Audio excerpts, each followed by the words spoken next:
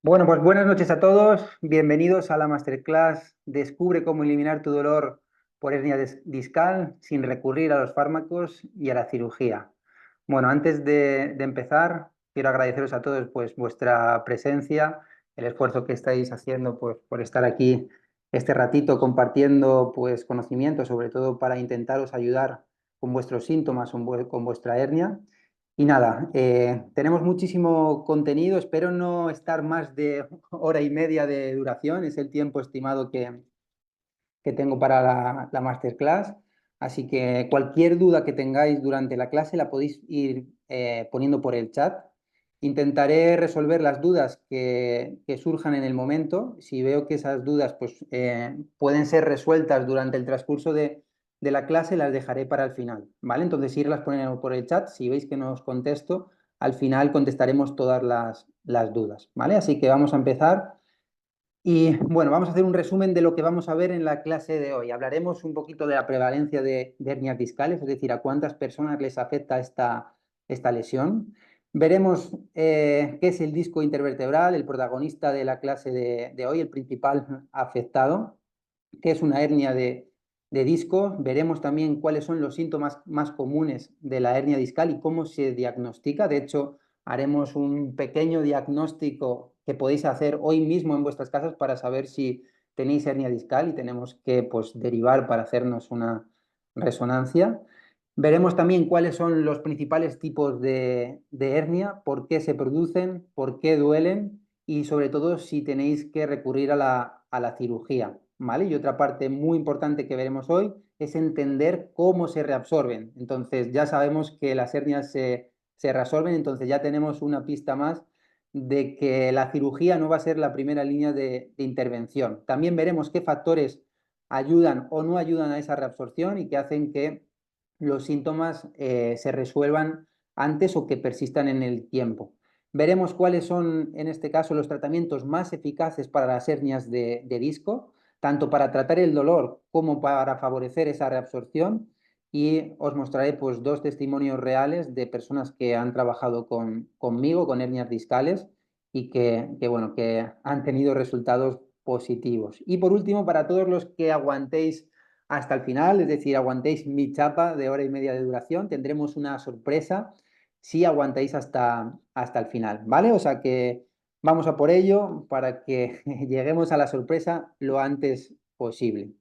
Antes de empezar, me presento, muchos de aquí ya nos conocemos, otros no. Entonces, mi nombre es Iván Sánchez, soy fisioterapeuta y entrenador personal y actualmente estoy especializado sobre todo en personas con dolor persistente y concretamente ayudo a este tipo de personas de forma online. Por otra parte, también soy formador en la Escuela Emotion, imparto cursos de formación para otros especialistas como pueden ser pues, entrenadores o fisioterapeutas y es por eso que también en la sala de hoy pues, también hay muchos entrenadores, oficios que también son conocidos. En los últimos años me he especializado pues, en esta región, concretamente en la zona lumbar y en hernias de disco, porque digamos que el mayor número de pacientes, clientes o entrenados presentaban dolor lumbar o tenían dolor lumbar durante mis intervenciones o venían a mí porque tenían dolor lumbar o simplemente el dolor surgía durante los propios procesos de intervenciones. Entonces esto ha hecho que me especializara sobre todo en esta región del cuerpo. Fijaros que el dolor lumbar o la lumbalgia es muy común. Casi 2/3 de los adultos van a presentar dolor lumbar a lo largo de su vida. De hecho, los estudios nos dicen que el 90% de la población va a tener dolor lumbar a lo largo de su vida. De hecho, yo creo que todos los que estamos aquí hemos tenido dolor lumbar. Es decir, de los asistentes a esta masterclass, posiblemente el 100% pues hayamos tenido dolor lumbar en algún momento de nuestra vida. Fijaros que de todas estas personas que tienen dolor lumbar, la causa de ese dolor tan solo es del 5%, es decir, el 5% de estas personas con dolor, la causa es la patología del disco, ¿vale? Es decir, bien provocada por protusiones, por hernias o por degeneración, en este caso del disco. Y es muy importante entender, pues, qué es el disco intervertebral. Entonces, aquí vemos un poquito de anatomía, vemos en la imagen de la izquierda el disco intervertebral que se encuentra ubicado entre nuestras vértebras. Yo creo que esto todos lo sabemos, ¿vale? Entonces, fijaros su ubicación que está justo anterior a un agujerito que hay aquí. Detrás de nuestra columna hay un agujerito por donde salen todas las raíces nerviosas de nuestra columna, ¿vale? Raíces nerviosas que van a inervar un músculo, van a inervar un hueso, van a inervar una parte de la piel, van a inervar un órgano, y todos estos componentes que inervan este nervio se van a ver afectados si este disco, fijaros de aquí, se rompe y se desplaza hacia ese espacio por donde sale el nervio, ¿vale? Por eso es muy importante entender la anatomía y entender, pues, la ubicación del disco intervertebral para entender la sintomatología. ¿Vale? Fijaros en la imagen de la derecha, aquí vemos la vértebra desde una visión superior sobre el cuerpo vertebral, es donde se asienta el disco intervertebral. También vemos que justo por la parte inferior de ese disco intervertebral tenemos un conducto. En este conducto se encuentra la médula espinal, ¿vale? Por aquí pasa la médula y de la médula hacia los lados es por donde salen todos los nervios que van a inervar pues esas partes que he comentado anteriormente. Entonces tenemos un conducto central por donde pasa la médula y dos conductos laterales hacia afuera por donde salen las raíces nerviosas, que son las que se van a comprimir cuando tenemos una hernia de disco y las que nos van a dar problemáticas y ese dolor irradiado hacia el miembro inferior. ¿Vale? Fijaros aquí tenemos una imagen del disco nuevamente y vemos que el disco está formado por dos partes. Una parte más externa que se denomina anillo fibroso, que es la parte pues, más fibrosa y que le da más consistencia y que de esa parte del disco presenta más densidad y más rigidez. Y por otro lado tenemos una parte central que es el núcleo pulposo, que es una parte menos densa y mucho más acuosa. ¿Vale? Entonces el disco intervertebral va a estar formado, digamos, por estos dos componentes, el anillo fibroso y el núcleo pulposo, que van a otorgar a este tejido pues una acción muy similar a lo que haría pues una esponja. Va a ser un tejido que va a tener mucha capacidad para absorber agua y esa capacidad para absorber agua es lo que le va a dar la capacidad para poder absorber el impacto. Nuestros discos intervertebrales, la principal función que tienen es la de absorber la carga o cargas axiales, ¿vale? Por otro lado, tenemos aquí por encima del disco, conectando, en este caso, el cuerpo vertebral superior con el disco intervertebral, la placa terminal cartilaginosa, ¿vale? Digamos que esta placa terminal cartilaginosa es como, imaginaros que tenemos un coche, la manguera que sirve para echar gasolina al coche. Es decir, este es el punto por donde, en este caso, los vasos sanguíneos, que son la parte que se ve enrojecida, van a aportar los nutrientes al disco intervertebral, ¿vale? Entonces tenemos que empezar a entender que el disco intervertebral no es una pieza de una máquina que está muerta prácticamente, es decir, es, digamos, un organismo vivo que necesita nutrientes para vivir el disco intervertebral. Entonces, el suministro, digamos, de nutrientes le va a llevar a llegar a través de esa placa terminal, que se encuentra por la parte superior y por la parte inferior, ¿vale? Porque fijaros que los vasos sanguíneos, como veis por los laterales, solo conectan con la parte más externa del anillo fibroso. Al núcleo pulposo no le llega, pues, vascularización, ¿vale? Esto es una parte avascular y aneural, es decir, no le llega, en este caso, nervios, ni en este caso, vasos sanguíneos. Por eso, la entrada de nutrientes al disco intervertebral se produce a través de esa placa terminal cartilaginosa para que, en este caso, el disco tenga los nutrientes necesarios o el combustible para mantenerse sano. En el momento que no le llega el combustible para mantenerse sano, vamos a empezar a tener problemas. El disco se va a empezar a degenerar. Bien, aquí tenéis otra imagen del disco intervertebral. Como os mencionaba, tiene dos partes, el núcleo pulposo, que es esa parte central, y el anillo fibroso, que es la parte más externa, ¿vale? Justo por encima, conectando el disco intervertebral con los cuerpos vertebrales, superior e inferior, tenemos esa placa cartilaginosa, esa placa terminal, que como hemos dicho es el suministro de nutrientes a nuestro disco intervertebral, ¿vale? Por otro lado, vemos en rojo en este caso, la vascularización del disco, tanto al cuerpo vertebral, ¿vale? Como a la parte más externa del disco. Y aquí vemos también los nervios que van a inervar el disco intervertebral por la parte más externa. Fijaros en la imagen de la derecha, como en este caso este nervio pues va a inervar la parte justo más externa del anillo fibroso. Los nervios en este caso son medios de comunicación, lo que hacen es informar a nuestro sistema nervioso central, es decir, a nuestro cerebro, de lo que está sucediendo, en este caso, en el disco intervertebral. Entonces van a tener también una función muy importante. Aquí vemos la médula espinal en este conducto vertebral que hemos visto anteriormente y las raíces nerviosas, esas raíces nerviosas que salen hacia los laterales por ese conducto vertebral que también se llama foramen o agujero de conjunción y que va, como hemos mencionado, a inervar un músculo, una parte de la piel, vasos sanguíneos, incluso órganos. Por eso cuando hay una afectación en cualquiera de estos tejidos, se va a haber afectado el resto de tejidos inervados por este mismo nervio. O cuando hay una compresión a nivel de esta raíz, se pueden ver afectados pues todos estos componentes que inerva este nervio, ¿vale? Por eso, pues muchas personas que tienen hernias discales, pues tienen, por ejemplo, incontinencia urinaria, disfunciones sexuales, porque el nervio inerva esos órganos o esos músculos que se encargan de esas funciones. Bien, entonces es muy importante entender a qué nivel vertebral se encuentra la hernia para entender qué tejidos o qué órganos se pueden encontrar afectados, ¿vale? Que después lo veremos en este caso en el diagnóstico. También algo muy importante es entender cómo es la composición o los materiales por lo que están compuestos estos tejidos, ¿vale? Para entender después cómo se degeneran y cuáles son las claves para que no se degeneren.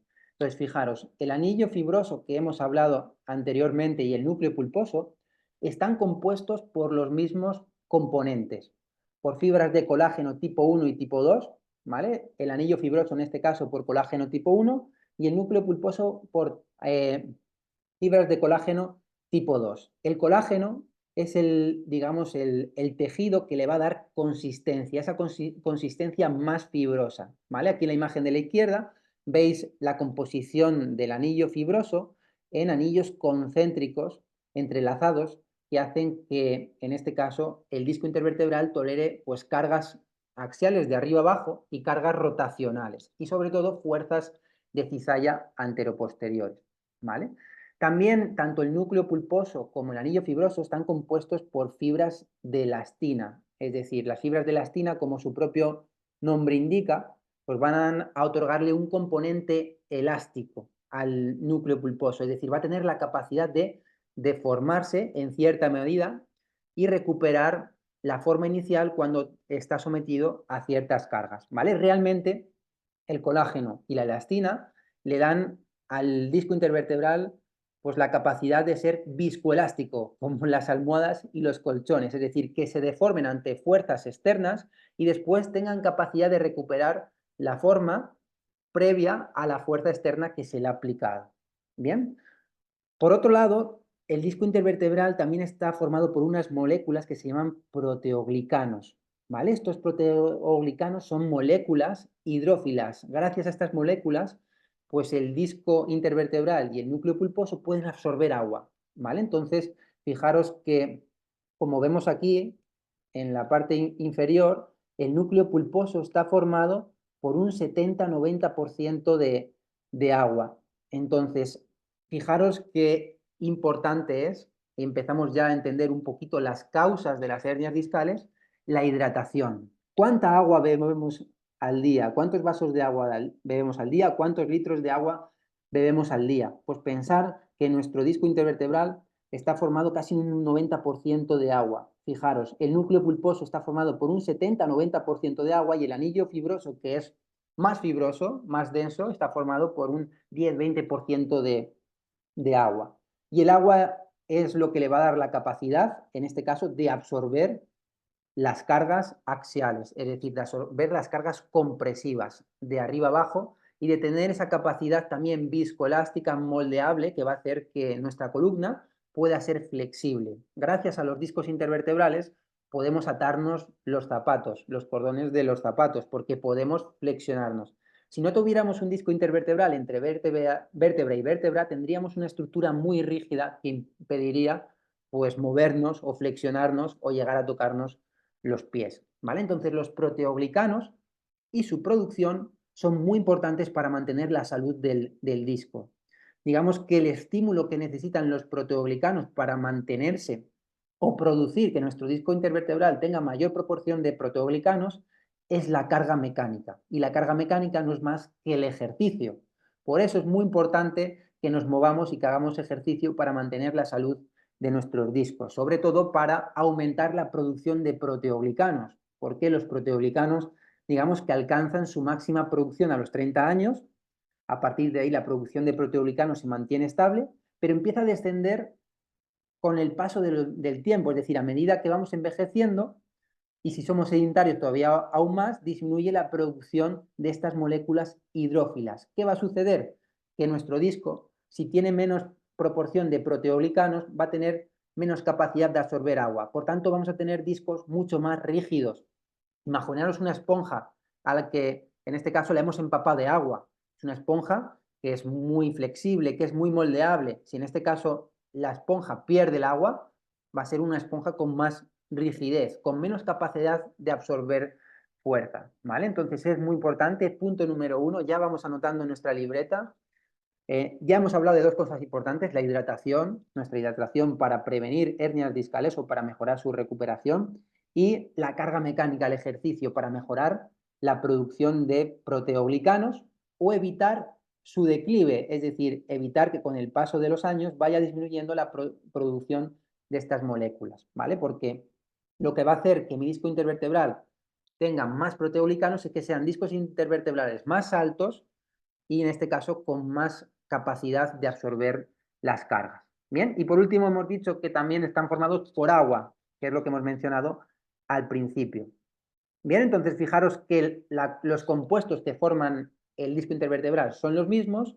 La diferencia entre el anillo fibroso y el núcleo pulposo son las proporciones. El núcleo pulposo está formado por un 70-90% de agua y el anillo fibroso por un 10-20% de agua. En cambio, esas fibras de colágeno, fijaros que el anillo fibroso va a presentar mucha más proporción, el 50-60% del anillo fibroso va a estar formado por fibras de colágeno y el núcleo pulposo tan solo por un 15-20%. Bien, entonces pensemos en el disco intervertebral como imaginaros, un croissant de chocolate que está relleno de chocolate. La parte más central es el chocolate, que es una parte mucho más acuosa, más líquida, y la parte más externa es mucho más fibrosa, más densa, ¿vale? Entonces estos dos tipos de componentes van a ser lo que van a formar el anillo fibroso y el núcleo pulposo, y lo que les va a otorgar la capacidad de tolerar la carga compresiva, los movimientos de la columna y las fuerzas de cizalla antero-posterior, sobre todo, que son fuerzas que vamos a tener que soportar cuando nos inclinamos hacia adelante. Bien, entonces, como hemos dicho, la principal función del disco intervertebral es esa capacidad de absorber las cargas, ¿vale? Funciona como amortiguadores.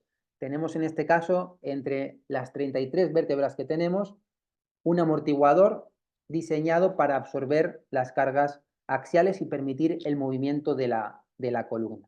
Bien, cuando este disco intervertebral se daña, es lo que conocemos como hernia discal, que es una rotura, en este caso, del disco intervertebral, de ese anillo fibroso, donde el núcleo pulposo, en este caso, pues se proyecta a la parte posterior. Fijaros aquí cómo está comprimiendo la médula espinal y la raíz nerviosa. Entonces, esto es lo que va a provocar alteraciones en la función del nervio o síntomas de dolor. Y aquí es donde tenemos que dividir estos dos componentes, la función del nervio por un lado y por otro lado la producción del dolor, porque puede ser que tengamos hernias, que en este caso se vea afectada la función y no tenga dolor, sean asintomáticas, y por otro lado tengamos hernias que no se ha visto una afectación de la función y sean sintomáticas, ¿vale?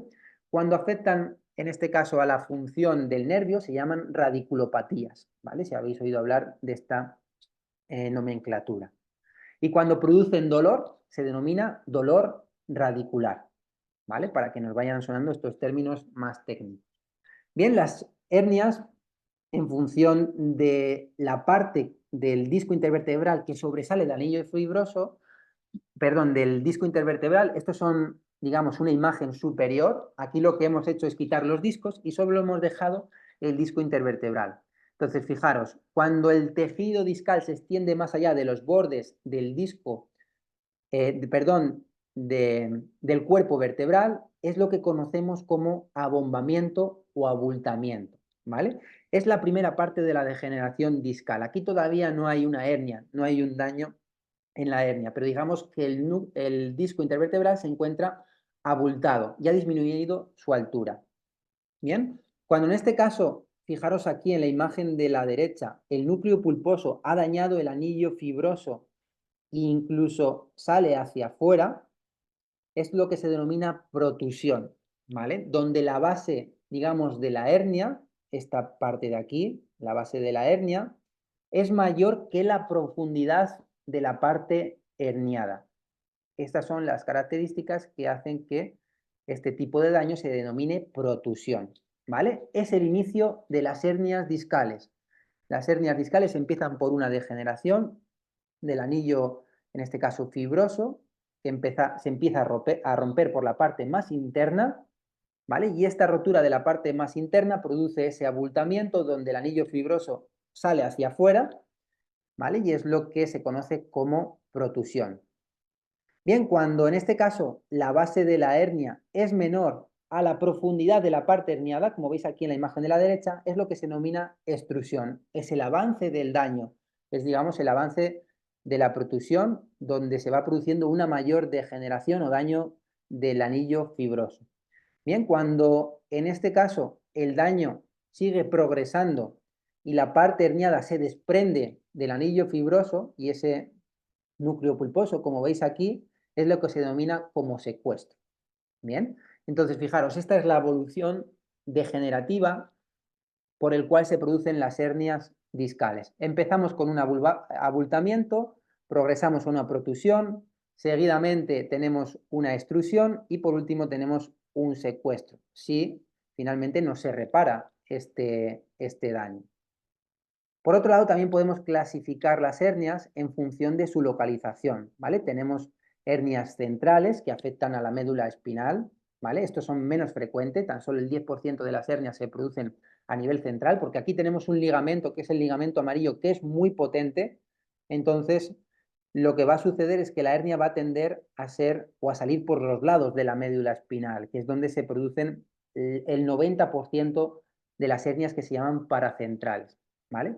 Por otro lado, tenemos hernias foraminales, que son las hernias que se van a ubicar en el agujero de conjunción, en estos agujeros que hemos visto antes a nivel lateral, por donde hemos mencionado que sale la raíz nerviosa, ¿vale? Y por otro lado vamos a tener hernias migratorias en función de hacia dónde vayan, hacia inferior, hacia superior o hacia lateral, ¿vale? Entonces, simplemente esto para que lo conozcamos. Vamos a empezar a hablar de los principales síntomas de hernia discal. Y esto es muy importante para entender ya, pues, si tenemos estos síntomas, poder intuir que tenemos hernia discal, ¿vale? Y empezar, pues, a hacer un primer diagnóstico y saber si tenemos que derivar, pues, al médico para que nos haga, pues, una resonancia.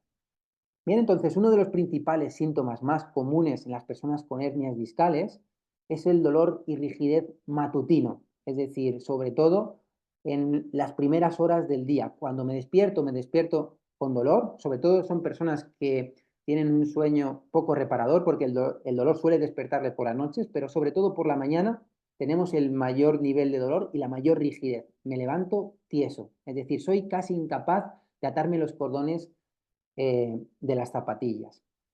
Bien, otro de los síntomas más comunes de la hernia discal, como hemos dicho anteriormente, es esa compresión sobre las raíces nerviosas que va a provocar ese dolor radicular. Dolor radicular es el dolor provocado por la raíz nerviosa y que va a afectar a todo el recorrido del nervio. Esto es lo que comúnmente se conoce como ciática, ¿vale? La compresión de la raíz nerviosa, en este caso del nervio ciático, que va a ser el nervio que va a inervar toda la parte posterior de nuestra pierna, fijaros, recorrer la pantorrilla y llegar hasta la planta y hasta los dedos de nuestros pies.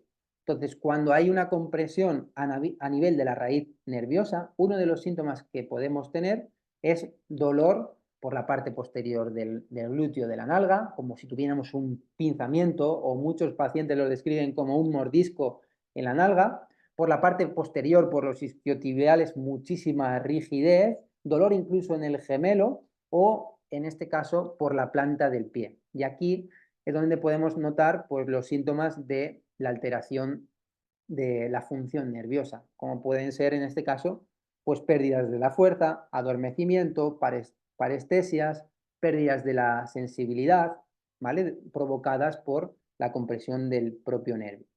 Bien, entonces fijaros, si yo tengo una compresión a nivel de L4, puede ser que se afecte la función del nervio o de la raíz nerviosa del E4, ¿vale? Entonces podemos tener una pérdida de la fuerza a nivel muscular, del músculo inervado por este nervio, que va a ser el tibial anterior, que es el músculo que hace que levantemos el pie hacia arriba. Entonces sería muy interesante que ahora en vuestras casas intentéis levantar el pie hacia arriba 10 o 20 veces de un lado y 10 o 20 veces del otro lado y que comparéis un lado con respecto al otro en cuanto a fatiga y capacidad de levantar el pie. Cuando tenemos mucha afectación del nervio, ni siquiera vamos a poder levantar el pie o vamos a tener mucha dificultad, ¿vale? Pero también pérdidas de fuerza significativas de un lado con respecto a otro van a estar relacionadas con la función del nervio y con la posible compresión. También se va a ver afectada el reflejo tendinoso rotuliano, es decir, el reflejo del cuádriceps, que esta es la típica prueba que nos hace el médico, el traumatólogo, cuando vamos a consulta. Coge el martillito de percusión y nos da el golpecito en el tendón rotuliano para ver si hay respuesta, es decir, si el nervio está haciendo su función. Y por último, se puede ver afectada la sensibilidad, porque hemos dicho que esa raíz nerviosa también inerva una parte de la piel. Entonces, fijaros, si yo aquí podéis coger un bastoncillo o un algodón y pasarlo por esta parte de vuestro pie, por la parte interna del dedo gordo, por la parte del arco plantar y por la parte interna del tobillo. Y esto compararlo con la otra pierna para ver si hay, en este caso, una diferencia en la sensibilidad. Entonces, si tenemos una pérdida de sensibilidad por la parte interna, afectado el reflejo rotuliano y pérdida de la fuerza del tibial anterior, tenemos que sospechar de afectación del nervio ciático o en este caso, de la raíz nerviosa de L4. Si yo tengo afectada L5, fijaros que vamos a observar pérdidas de la fuerza de los extensores largos de los dedos, entonces voy a tener incapacidad para levantar los dedos del pie. Entonces me gustaría que ahora en vuestras casas estéis intentando levantar los dedos del pie, de un pie con respecto a otro, para ver si hay diferencias.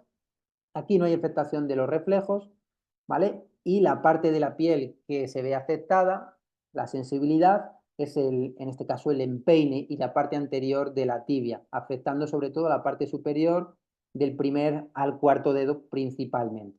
Entonces ya sabéis los deberes que tenéis, pasar con un algodón o con un bastoncillo por la parte central para ver si hay pérdidas de la sensibilidad.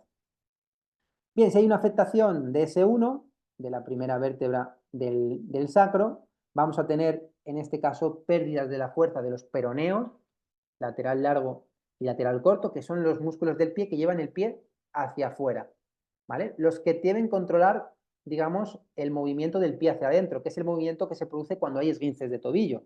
Por ejemplo, hace poco una de mis clientes con hernia discal ha tenido un esguince de tobillo porque tiene afectada, en este caso, la raíz de S1 y tiene peor control muscular del movimiento que controlan estos músculos. Por eso es muy importante entender, en este caso, pues en personas que tienen esguince, si hay alguna afectación a nivel de la columna, que puede ser asintomática y sea la causante del esguince de tobillo. Por eso es muy importante entender esta relación. A este nivel se va a ver afectado el tendón de Aquiles, ¿vale? Cuando el traumatólogo coge el martillo de percusión y nos golpea sobre el tendón de Aquiles y nuestro pie hace un gesto de flexión plantar que se llama, que es que el pie se aleja de la tibia. Y la parte de la piel que se encuentra afectada es la parte más externa, el dedo pequeñito, la parte externa del quinto meta y la parte externa del tobillo y la parte lateral de la pantorrilla. Bien, entonces ya sabéis, de deberes, tirar el pie hacia afuera para ver si hay dificultad o diferencias con respecto al otro lado, pasar un bastoncillo por la parte externa del pie y de la pantorrilla. Bien, otro músculo muy importante inervado por el ciático, ¿vale? Y que tiene inervación a raíz de las raíces nerviosas de L5, S1 y S2, fijaros, es el gemelo, el tendón de Aquiles, que lo que va a provocar en este caso es que el talón se despegue del suelo.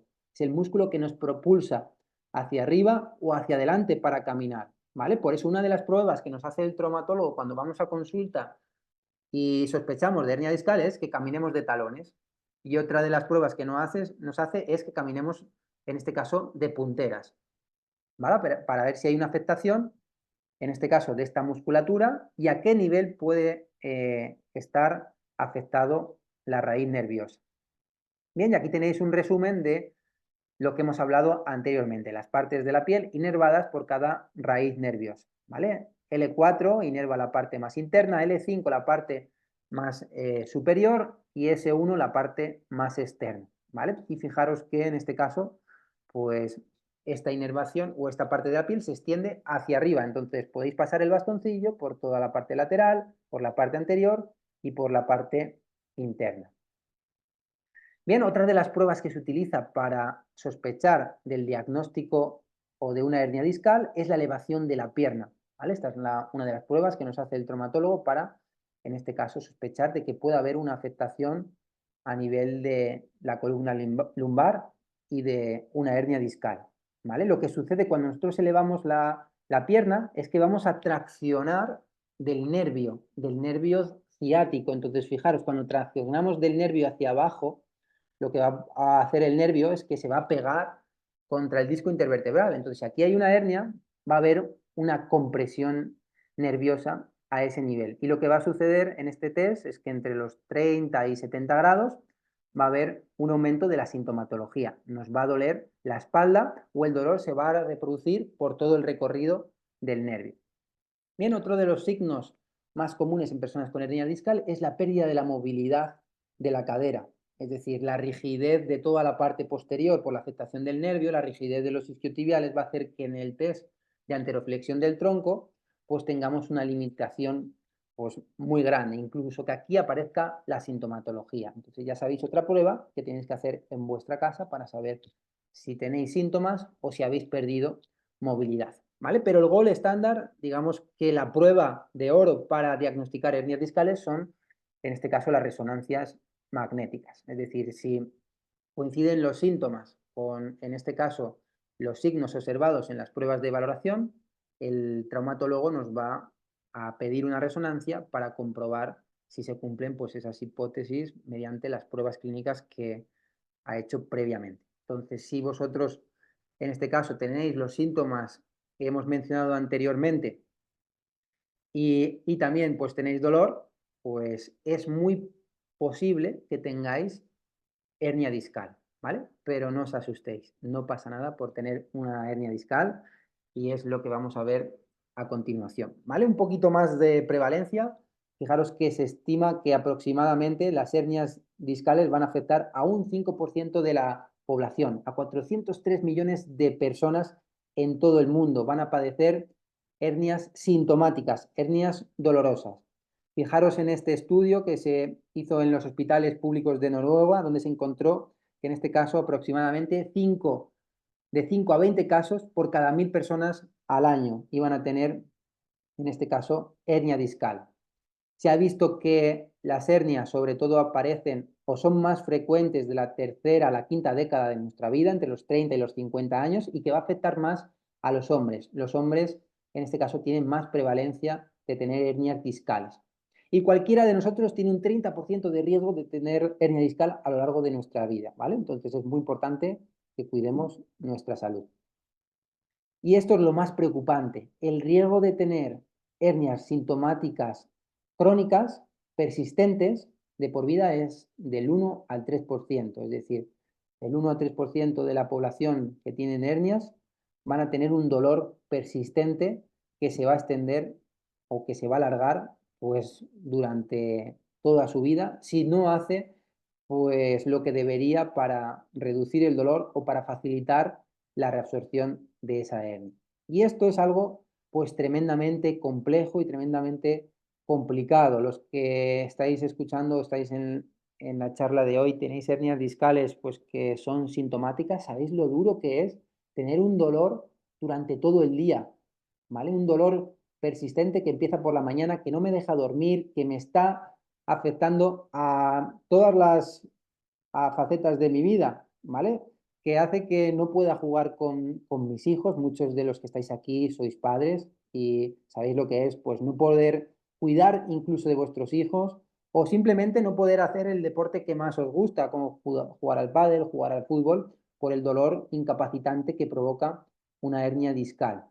O en muchas ocasiones tener que estar de baja laboral porque no me veo capacitado para trabajar por el dolor pues tan fuerte, ¿vale? Además, este tipo de personas son personas que lo han probado todo. Han probado el masaje, han probado un montón de fisioterapeutas, han probado todo tipo de terapias, la terapia invasiva, instrumental, punción seca, indiva, cualquier tipo de terapia o de tratamiento de fisioterapia que os imaginéis.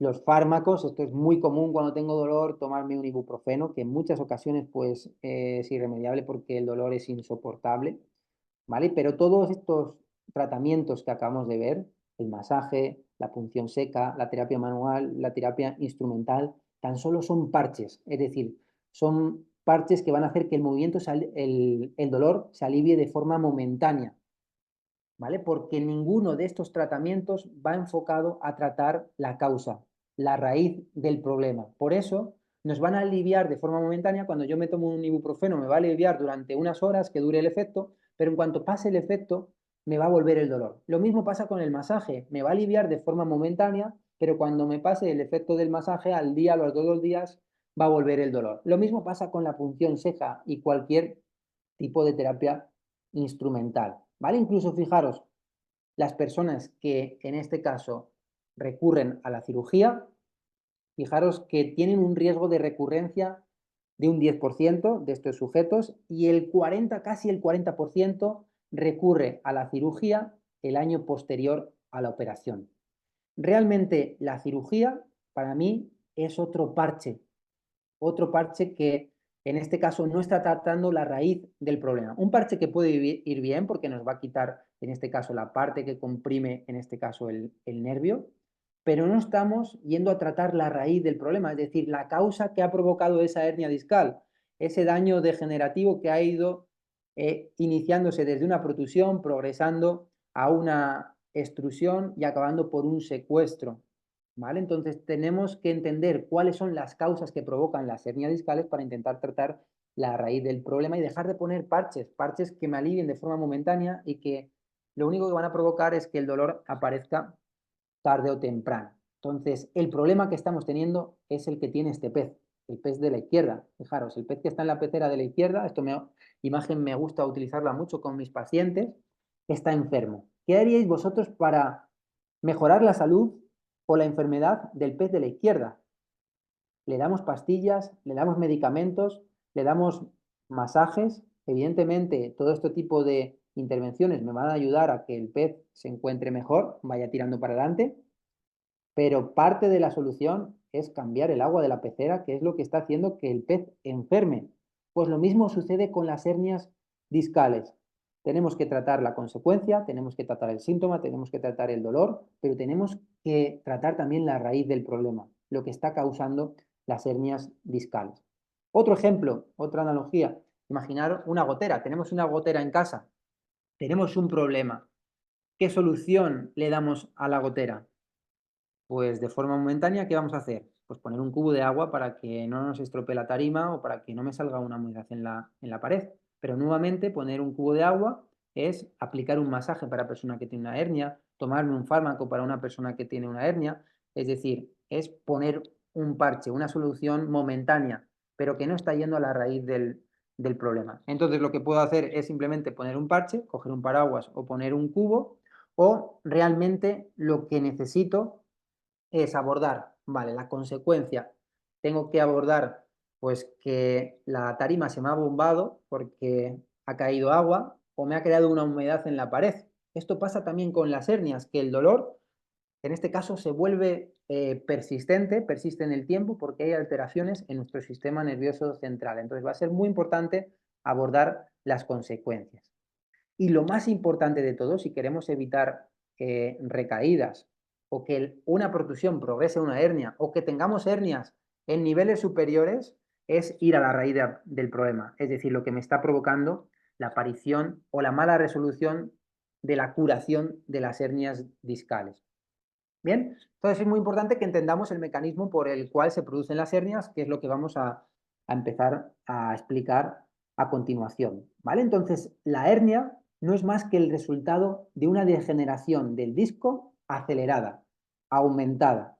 Bien, entonces tenemos que entender qué es lo que provoca la degeneración discal. Aquí tenemos los factores de riesgo que provocan, o en este caso, que aumentan el riesgo de tener hernias discales. Envejecimiento. Esto es algo que no podemos incidir o actuar sobre él porque todos vamos a envejecer sí o sí, a no ser que pues, la palmemos. ¿Vale? La carga mecánica, que en este caso la carga mecánica se refiere pues, a las cargas compresivas que en este caso van a afectar a nuestro disco. Todos los pesos que cogemos desde el suelo o que cogemos por detrás de nuestra espalda o que cogemos por encima de la cabeza. Todo eso van a provocar cargas compresivas que van a afectar al disco. Pero ojo, esto no quiere decir que la carga compresiva, la carga mecánica, sea mala, ¿vale? Porque, como hemos dicho anteriormente, la producción de proteoglicanos, esas moléculas hidrófilas del disco intervertebral, dependen de la carga mecánica. Entonces, aquí la clave está en dar la carga mecánica, el estímulo mecánico, el ejercicio adecuado para estimular, en este caso, la producción de proteoglicanos o, en este caso, la adecuada salud del disco. Cuando la carga mecánica es superior a la capacidad de tolerancia del disco intervertebral, es cuando vamos a tener un daño en el disco. La exposición a vibraciones, por ejemplo, trabajos que están expuestos a vibraciones como pueden ser conductores de autobús, conductores de taxi, están expuestos a la están sentados y están expuestos a la vibración pues, que tiene el coche simplemente por conducir, pues ha visto que es un factor de riesgo. La nutrición inadecuada, es decir, cómo nos alimentamos, esto va a ser muy importante y también está muy relacionado con la capacidad de nuestro sistema inmunitario de resolver las lesiones. Y la hernia discal es una lesión.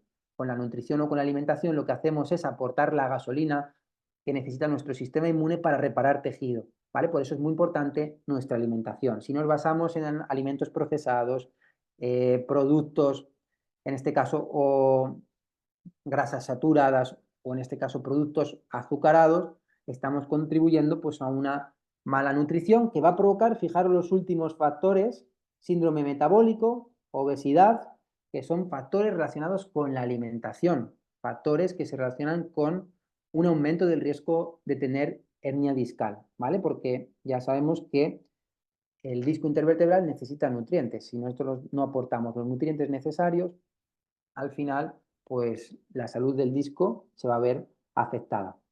También hay un componente genético, es decir, si mis familiares han tenido hernias discales, pues también hay una probabilidad de que yo tenga más riesgo de desarrollar hernia discal, ¿vale? Pero la predisposición genética tan solo contribuye entre un 20 y un 30%. Lo que más contribuye es la epigenética, es decir, nuestros hábitos diarios, ¿vale?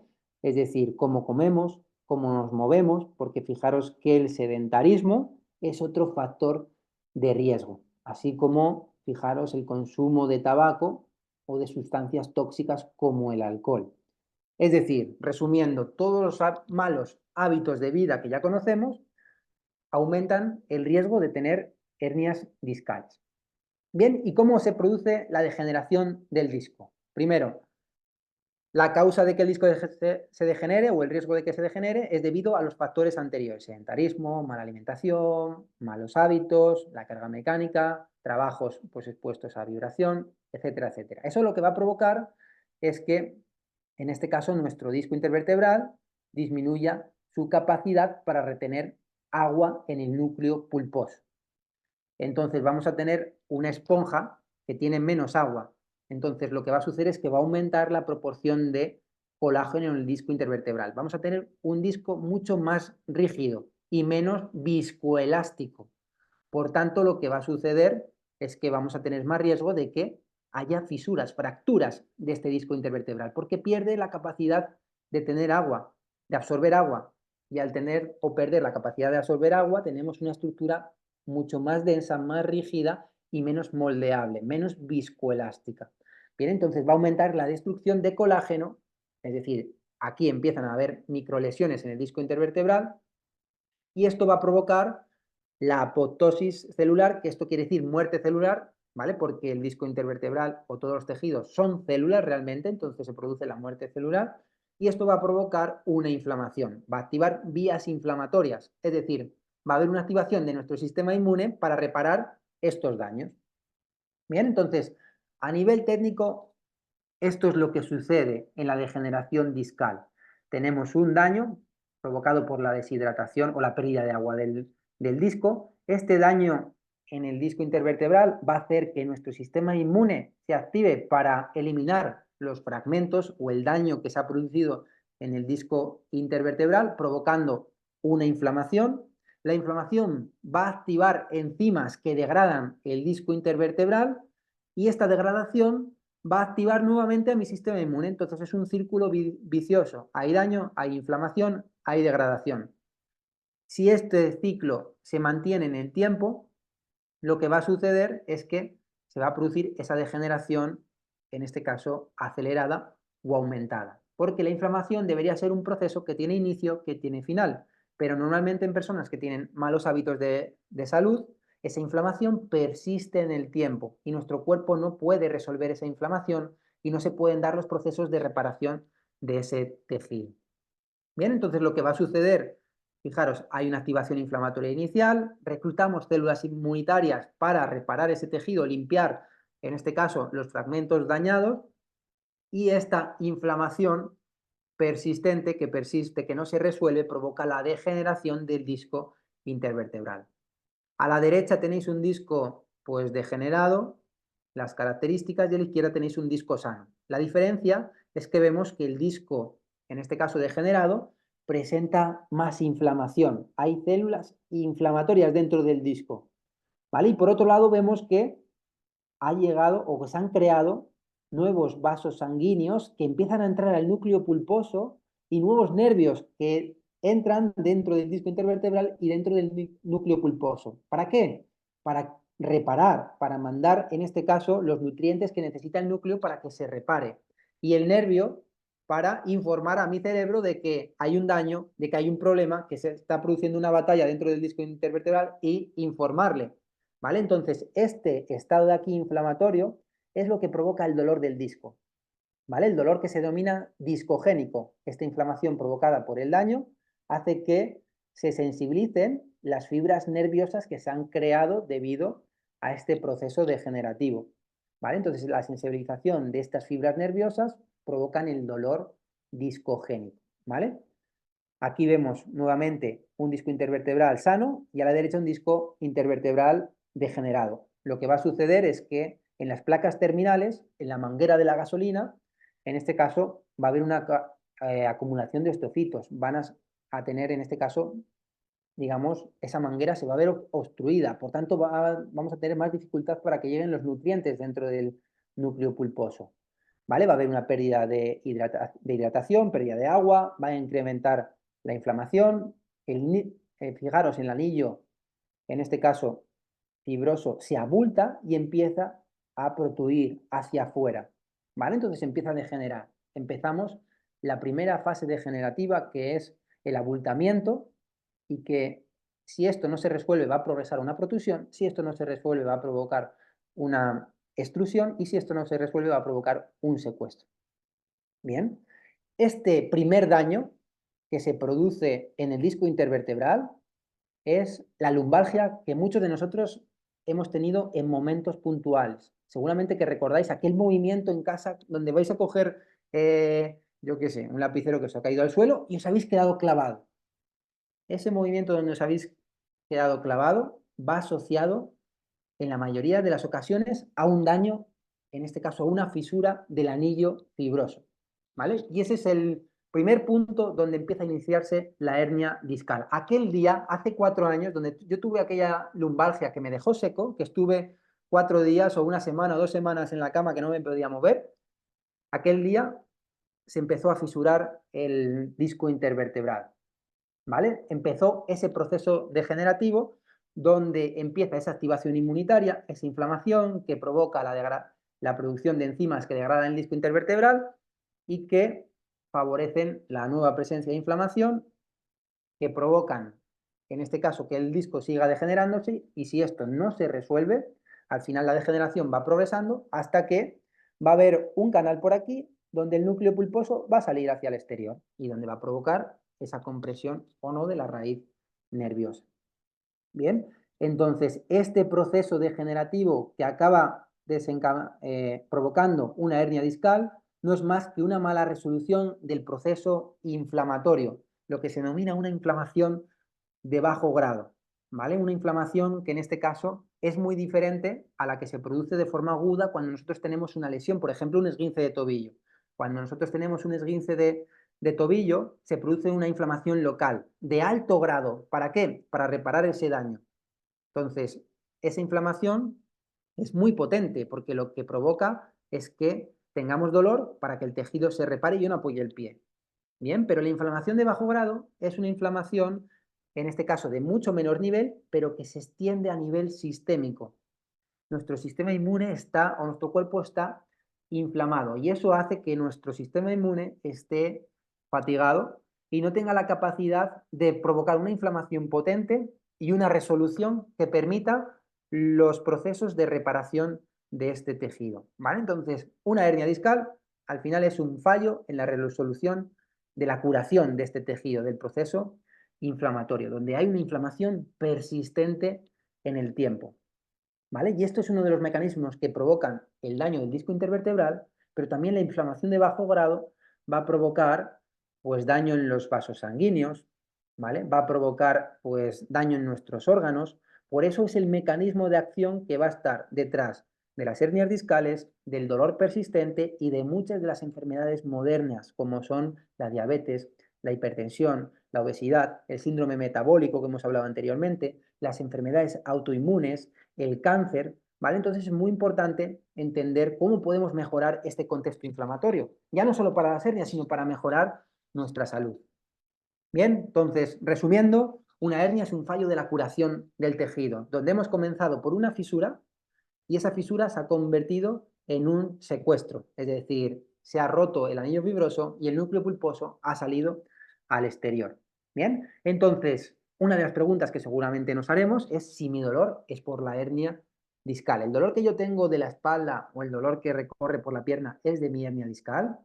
Esta es la pregunta que ahora mismo se está haciendo mi hermana, que está aquí escuchando la charla, que justo esta semana empezó a tener ciática. Entonces, muy atenta, estate para escuchar y saber si tu dolor es por la hernia discal y disminuir sobre todo pues el miedo porque estaba súper preocupada esta semana. Bien, entonces tenemos que entender y saber y ser conscientes que la degeneración es una consecuencia natural del envejecimiento. Es decir, que tengamos degeneración en nuestros discos es algo normal, ¿vale? Otra cosa es que tengamos un proceso inflamatorio persistente que no se resuelva y que provoque una degeneración acelerada, ¿bien? Pero incluso si tenemos una degeneración acelerada, puede ser que incluso no esté relacionada con dolor. Fijaros en este estudio tan fascinante, personas asintomáticas y porcentaje de personas que no tienen dolor que presentan, fijaros, discopatía degenerativa, es decir, degeneración del disco, el 37% de la población a los 20 años, pero fijaros, el 90% o 96% en personas de edad adulta. Es decir, nadie de nosotros nos vamos a librar de la degeneración discal. Es decir, estas son las arrugas que llevamos por dentro y es algo normal. Incluso fijaros, aquí tenemos abombamiento discal, protusión discal o fisura del anillo, hernias discales. ¿Vale? Fijaros la prevalencia de personas con hernias, protusiones o abultamientos asintomáticas. ¿Vale? Entonces, que tengamos dolor, que tengamos ciática, no quiere decir que tengamos hernia discal, ¿vale? Y la hernia discal puede ser completamente asintomática. Ahora tenemos que entender, primero, si el dolor viene provocado por la hernia discal o por qué se produce, en este caso, ese dolor, que ahora mismo pues estaremos un poco en shock. Pero fijaros en este estudio donde se ha visto que la compresión de la raíz nerviosa también se ha observado en personas asintomáticas. Hay personas que tienen hernias incluso muy voluminosas y son completamente asintomáticas. Entonces, tenemos que entender que la compresión del nervio no siempre va acompañada de dolor y que el dolor no es igual a daño en los tejidos. Yo puedo tener una hernia, puedo tener una lesión y ser completamente asintomático, ¿vale? Al igual que puedo tener mucho dolor y no tener ninguna lesión. Por eso se ha observado, pues que en este caso, que incluso personas que han ya estoy bueno yo, resuelto esas hernias, porque las hernias se reabsorben en un 70% de los casos, siguen teniendo dolor. O personas que se han operado siguen teniendo dolor sin tener esa hernia, porque el dolor puede persistir. Entonces, a partir de ahora tenemos que entender que una cosa es la lesión y el daño y otra cosa es el dolor. Normalmente en fases agudas el daño va acompañado del dolor, pero en personas que tienen dolor persistente en muchas ocasiones puede aparecer dolor sin tener daño, ¿vale? Imaginaros ahora las personas que tienen dolor del miembro fantasma. Es decir, son personas que han tenido una amputación de un miembro y tienen dolor del miembro amputado, del miembro que ya no tienen. ¿Cómo se explica esto? ¿Cómo puede ser que en este caso me duela una parte de mi cuerpo que no tengo? Bien, entonces esta es una de las explicaciones por la que el dolor no es igual a daño en los tejidos y por la que yo puedo tener una hernia y que sea completamente asintomática. Bien, entonces esto es una parte muy importante que tenemos que entender. Entonces ahora lo que nos gustaría saber es por qué me duele, es decir, por qué tengo dolor. Si yo tengo una hernia y tengo dolor, o por qué, o si el dolor viene provocado por esa hernia. Porque imaginaros si me van a operar y ni siquiera sé si el dolor viene por esa hernia. Entonces esto es lo primero que le tengo que decir al traumatólogo cuando vayáis al médico. Vale, doctor, tengo una hernia, pero ¿cómo sabe usted que el dolor viene provocado por la hernia discal cuando hay muchas personas que tienen dolor y son completamente asintomáticas? Bien, entonces tener precaución y pedir una segunda opinión médica antes de recurrir a la cirugía, ¿vale? Después veremos cuándo recurrir a la cirugía, porque en ocasiones es necesario. Entonces, aprenderemos cuándo es necesario recurrir a la cirugía y cuando recurrir a cirugía, pues es una salvajada y que está haciendo que el dolor persista en el tiempo. Entonces, fijaros, ¿por qué me duele? Pues porque el dolor es multifactorial. Fijaros los cientos y casi miles de factores que afectan al dolor lumbar, al dolor de espalda. Factores mecánicos, factores psicológicos, factores sociales, factores metabólicos, factores contextuales. Es decir, hay muchísimos factores que están relacionados con el dolor. El componente mecánico, la compresión del nervio, tan solo es un factor, ¿vale? Necesitamos que se den más de uno o varios factores para que aparezca el dolor y entender cuál puede ser el factor más contribuyente de ese dolor. Bien, y para esto es fundamental que entendamos cómo se produce el dolor. Y el dolor, fijaros que no es más que una respuesta por parte de nuestro sistema nervioso, de nuestro cerebro. Es decir, constantemente nuestro cerebro está recibiendo información de nuestro cuerpo, es decir, de lo que pasa en nuestro cuerpo y de lo que pasa fuera del cuerpo también, a través de nuestros sentidos, de nuestros ojos, de nuestros oídos, de nuestro olfato, ¿vale? Entonces, constantemente nuestro cerebro está recibiendo información. Cuando yo tengo una hernia, los nervios, que hemos visto que inervan la parte externa del disco y los cuerpos vertebrales y esa región, están informando a nuestro sistema nervioso de lo que está sucediendo en nuestra espalda y le está diciendo, aquí hay un daño, aquí hay mucha inflamación, ¿vale? Entonces, toda esa información, además, le llega al cerebro y los ojos le están diciendo, este daño me ha venido cuando yo he cogido un peso del suelo, entonces coger peso es malo, entonces ya tengo unas creencias y unos pensamientos determinados. Entonces, toda esa información llega a nuestro cerebro y el cerebro lo que hace es procesar la información. Y ese procesamiento depende de nuestras experiencias pasadas. Es decir, si yo he tenido dolor previamente cogiendo una caja del suelo, eso va a afectar al procesamiento de la información. Depende de nuestros conocimientos y pensamientos, ¿vale? O creencias. Si yo tengo la creencia de que cargar peso o coger peso es malo, o el conocimiento de que las hernias se provocan por estar sentado o por coger peso, eso va a afectar al procesamiento. Si yo en este caso tengo sentimientos negativos, por ejemplo, tengo miedo, estoy triste, estoy enfadado, también va a afectar al procesamiento. Si yo tengo una conducta evitativa, es decir, de evitar movimientos, de hipervigilancia, también va a afectar, ¿vale? Las emociones, como hemos dicho, si yo me encuentro triste, he perdido un familiar o me estoy divorciando, todo eso afecta al procesamiento de la información que recibimos de nuestro cuerpo, que en definitiva es lo que sucede en nuestro cuerpo. Entonces, cuando en este caso todo ese procesamiento genera más amenaza que seguridad a nuestro cerebro lo que va a querer es protegernos y nos va a proteger produciendo dolor. Bien, entonces va a provocar esa respuesta dolorosa, que va a provocar cambios conductuales, es decir, si yo tengo dolor voy a evitar moverme. Va a provocar cambios motores, va a provocar que ciertos músculos tengan a estar muy rígidos y otros que tiendan a estar rígidos. Va a provocar cambios endocrinos. El estrés provoca pues, alteraciones en la digestión y una mayor activación del sistema nervioso autónomo simpático. Y va a provocar cambios a nivel inmunitario. El sistema simpático se relaciona con un mayor contexto inflamatorio.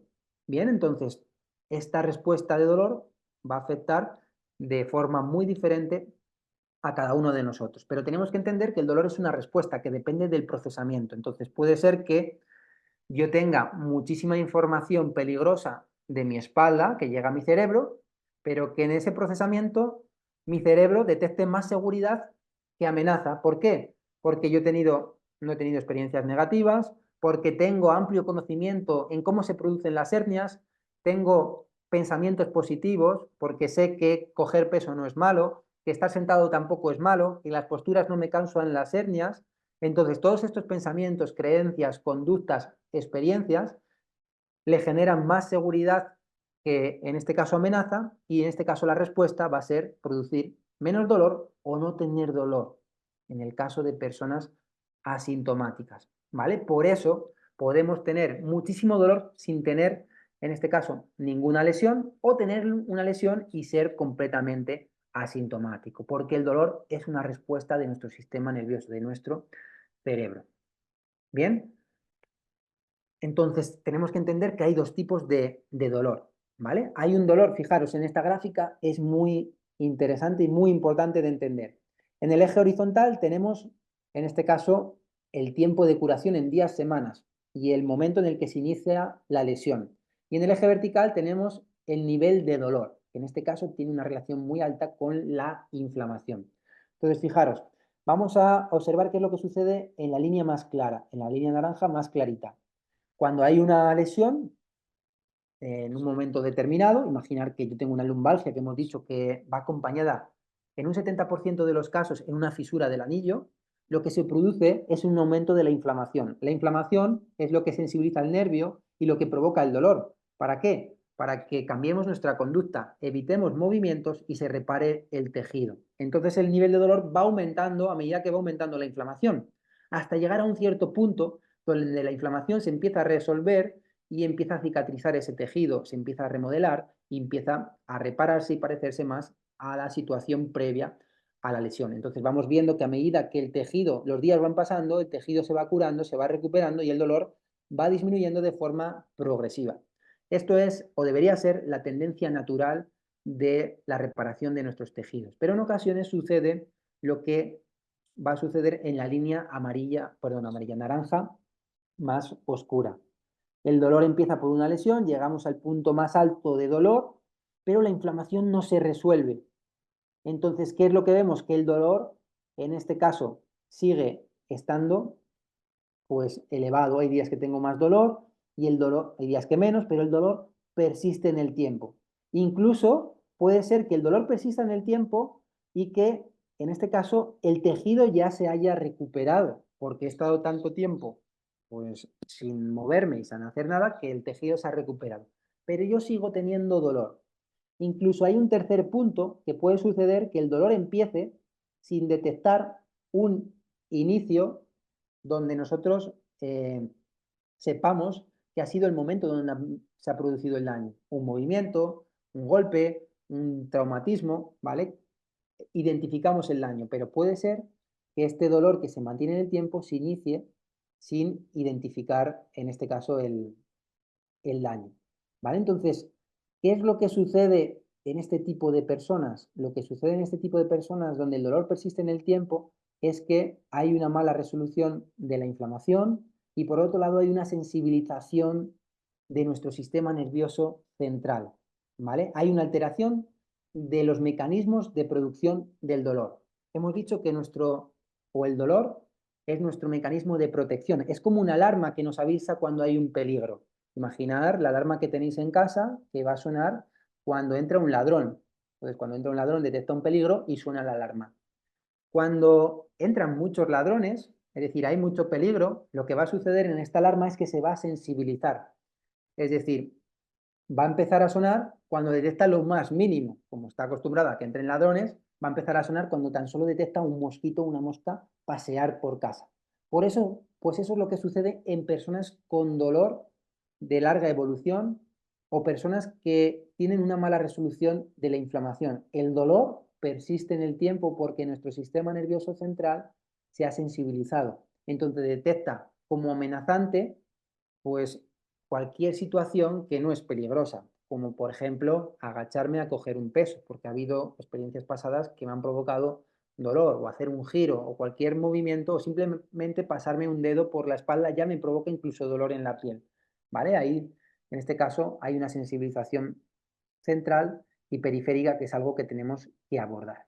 ¿Y por qué se produce esto? ¿Por qué el dolor o persiste en el tiempo o por qué la inflamación no se termina de resolver? Pues fijaros, esto es uno de los casos más habituales en hernias de disco. Yo acudo al traumatólogo, al médico, porque tengo dolor, y el médico me dice que mi dolor es por la hernia discal, porque en este caso en la prueba de imagen, en la resonancia, hay una hernia muy grande, muy voluminosa, que está comprimiendo, en este caso, pues el nervio. Entonces, claro, nosotros empezamos a entender que el dolor viene provocado por el componente mecánico compresivo que me provoca la hernia discal. Entonces, la solución que me da el médico es mantenerme en reposo, evitar el movimiento, evitar cargar peso y reparar ese daño que se ha producido en el disco intervertebral mediante cirugía. Es decir, el médico, el traumatólogo, nos está tratando como si fuéramos una máquina inerte que está formada por piezas que se desgastan o que se rompen y que hay que cambiar. Este traumatólogo, este médico que nos dice esto, no sabe que el dolor no depende únicamente del componente mecánico y no sabe que en este caso las hernias se reabsorben entre un 60 y un 90% y que el disco intervertebral es un tejido vivo que puede mejorar con la carga mecánica y que se puede curar y que se puede recuperar. Bien, entonces este proceso, donde seguro que a muchos de vosotros os es familiar, pues provoca un miedo en el paciente, un miedo a moverse, un miedo a que yo coja peso y en este caso pues el dolor aumente y que mi hernia pueda progresar. Entonces este miedo es una amenaza que afecta el procesamiento de la información de mi sistema nervioso central. Además este miedo hace que tengamos conductas evitativas, defensivas, de hipervigilancia, que yo evite coger peso, que yo evite moverme y que yo esté constantemente pensando en mi dolor, es decir, en lo que me duele, en lo que no me duele, qué gestos me ayudan, qué gestos me duelen más, y yo esté constantemente pensando en ese dolor.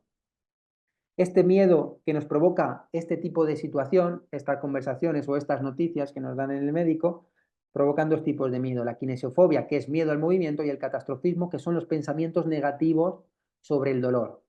Pues me voy a tener que coger la baja laboral, ya no puedo coger a mis hijos, ya no voy a volver a poder echar las peleas que he hecho con mi hija, ya no voy a poder ir al CrossFit, ya no voy a poder ir este verano de vacaciones, ya no puedo ir al concierto que tenía planificado este fin de semana. Todos esos son pensamientos negativos que retroalimentan esta amenaza que se produce en nuestro sistema nervioso central. ¿Vale? Y todo esto son aprendizajes, aprendizajes que vamos almacenando en la memoria de nuestro cerebro, experiencias que afectan nuevamente, como hemos visto, el procesamiento de la información por parte del sistema nervioso central y que favorecen el ciclo del dolor crónico, del dolor persistente. ¿Vale? Fijaros, yo empiezo con una lesión que me provoca dolor, En este caso voy al médico, como hemos visto, el médico me dice que la causa de dolor es por mi hernia, entonces eso provoca que yo tenga pensamientos catastrofistas negativos, que aumente mi miedo al movimiento, que yo adopte conductas de evitación o de hipervigilancia y que eso me cree más ansiedad, estrés o depresión. Y todo esto son factores que hacen que la respuesta de mi sistema nervioso central sea más desfavorable en ese procesamiento de la información y yo caiga en el círculo del dolor persistente, del dolor crónico. En cambio, si yo tengo una lesión, tengo dolor, como podéis tener vosotros, ciática, pero en cambio entiendo todo lo que me ha contado Iván, entiendo que el dolor no solo depende del componente mecánico, entiendo cómo se producen las hernias, entiendo cuáles son las claves para intervenir cuando tengo una hernia discal, eso va a reducir mis miedos, va a reducir mi hipervigilancia, mi evitación, mi nivel de estrés, mi nivel de ansiedad y va a provocar una mayor resiliencia y un afrontamiento mucho más positivo que va a hacer que mi sistema nervioso central, mi cerebro, detecte más seguridad y amenaza y que provoque que tenga menos niveles de dolor o que mi hernia sea asintomática. Bien, entonces es muy importante entender todo lo que estamos viendo en la clase de hoy para tener un pronóstico mucho más positivo, tanto en la reabsorción de la hernia como en la producción del dolor. Porque ya sabéis que por un lado está la hernia, está el daño, está la lesión y por otro lado está el dolor. Bien, lo que se ha visto en los estudios científicos es que el requisito para que se produzca dolor por una hernia es la presencia de inflamación. La inflamación sensibiliza al nervio y el nervio sensibilizado manda una señal de amenaza a mi sistema nervioso central. Esta es la característica que se ha visto en personas con dolor, ¿vale? Y la estimulación mecánica de las raíces nerviosas que no han estado expuestas a inflamación no causa dolor radicular, ¿vale? Entonces, es una de las características presentes en personas con hernias sintomáticas, que hay inflamación. Por eso uno de los objetivos que hay que trabajar en personas con hernias discales es mejorar la inflamación, el contexto inflamatorio. Y otro es mejorar o trabajar la sensibilización central, ¿vale? La sensibilización central que está provocada por todos esos componentes que hemos visto que afectan al procesamiento de la información, que se trabajan con educación en neurociencia del dolor, en entender todos los factores que afectan al dolor, a ese procesamiento, para reducir el nivel de incertidumbre, el nivel de amenaza y que el nivel de dolor disminuya. ¿Bien? Y eso se consigue pues, de forma teórica aprendiendo sobre dolor, como estamos haciendo aquí hoy.